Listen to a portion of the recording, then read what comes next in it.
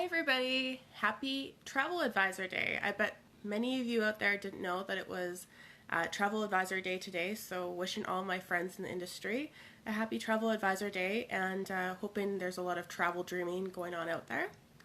I was thinking about what I wanted to talk to you guys about today, what kind of subject that might kind of fall within that theme, and I realized that sometimes I forget I've gone a little bit too far into the industry and I forget what normal people know about the travel industry, and normal is a terrible word for that, but I guess I think back to before I started my business.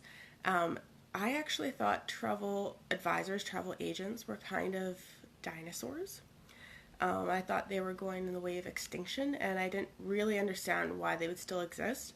I actually entered the industry because I saw a gap. I thought there was nobody out there that really wanted to create independent trips for people who didn't want to do big giant bus tours or go on giant cruise ships, but that wanted really thoughtfully curated trips designed for them.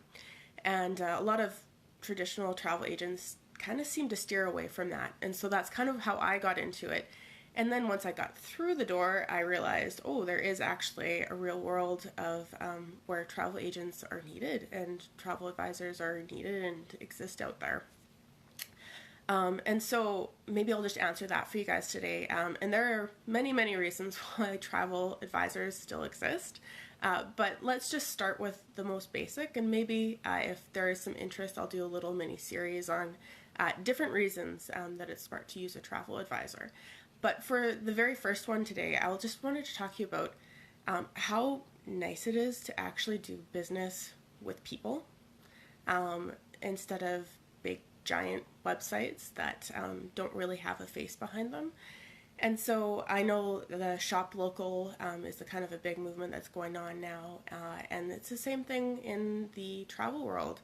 The idea of using a real person, somebody that you know, a face that you can recognize, a voice that you recognize, to actually do the travel planning for you, to kind of walk alongside of you while you're trying to create the trips of your dreams.